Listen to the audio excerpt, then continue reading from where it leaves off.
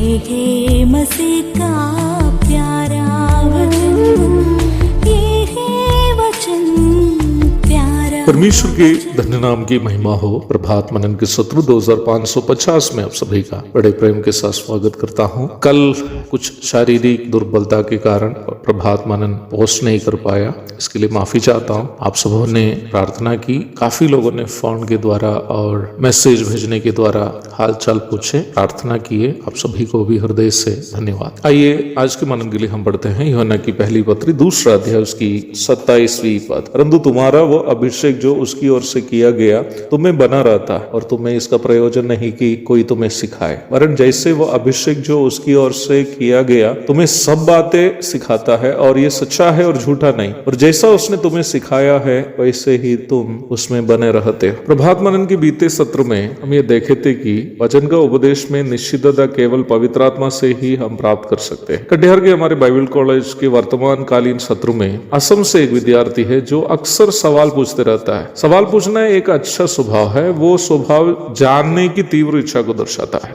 लेकिन इस विद्यार्थी की समस्या यह है कि वो कभी भी उत्तर से संतुष्ट नहीं होता है। तो ऐसा ही एक दिन में काफी समझाने के बाद में भी उसके चेहरे से मुझे समझ में आया कि उसके अंदर संदेह बाकी है। तो मैंने उनको बताया कि बेटा अभी भी यदि तुम्हें संदेह हो तो इस विषय को रखते हुए परमेश्वर से ये प्रार्थना करो कि वह अपने पवित्र आत्मा से तुम्हें समझाए, क्योंकि हम विश्वासियों का असली शिक्षक पवित्र आत्मा है। यदि उन्होंने तुमको समझाया तो तुम्हें फिर संदेह नहीं होगा। वचन के उपदेश का ज्ञान हम अलग अलग माध्यमों से प्राप्त कर सकते हैं, लेकिन वचन का उपदेश में निश्चितता हमें पवित्र आत्मा ही देता है। इसलिए अलग अलग माध्यमों से वचन का ज्ञान प्राप्त करते समय भी हमें से प्रत्येक विश्वासी को सुने हुए और सीखे हुए बातों को पवित्र आत्मा की मदद से परखने का एक स्वभाव चाहिए, जैसे बरिया की कलीसिया के सदस्य करते थे। प्रेरितों के काम 17-11। जेबी के साइमन सिखाया बोलकर आपको मेरी सभी बातों को यूं ही निगलने की आवश्यकता नहीं है। सुनने वाली बातों को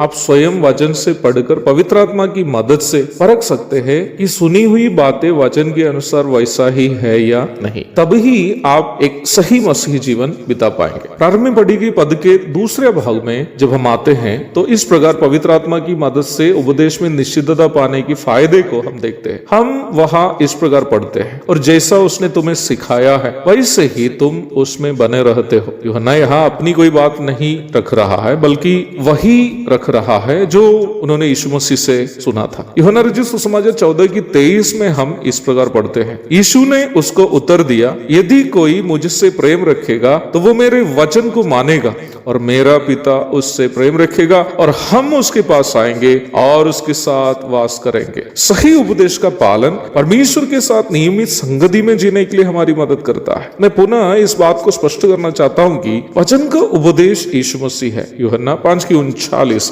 अर्थात उपदेश का पालन करने का मतलब है हमारे जीवन में यीशु मसीह के जीवन को लागू करना। जब हम यीशु मसीह को अर्थात उनके स्वभावों को अपने जीवन में लागू करते हुए जीवन बिताते हैं, परमेश्वर हमारे जीवन से प्रसन्न हो जाता है और उनके साथ नियमित संगति का आनंद उठाते हुए इस दुष्ट संसार में हम संतुष्टि के साथ जीवन बिता पाएंगे। ज्यादातर मसीही यद्यपि खुद को मसीही होने का दावा तो करते हैं, परंतु मसीही जीवन का आनंद अनुभव करते हुए जीवन नहीं बिताते।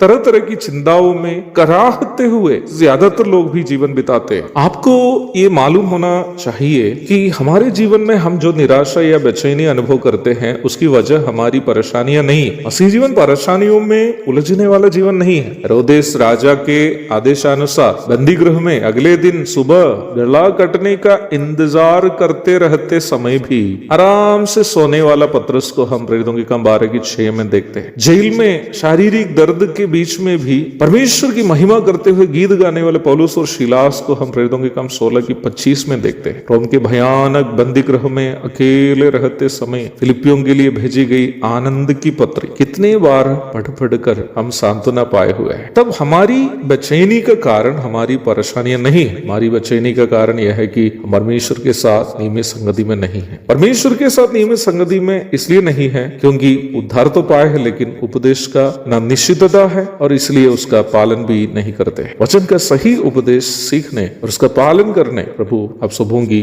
मदद करे। याद रखिएगा, बच्चे कितनी भी तकलीफ में क्यों ना हो, यदि वो पिता के गोद में है, वो और चीजों की चिंता नहीं करता, क्योंकि वो जानता है कि उसकी चिंता पिता करता है। एक और धन्य दिन की शुभकामनाओं के साथ मैं अपने शब्दों को पूर्ण विराम देता हूँ। प्रभु आप सबको आशीष दे। आमीन।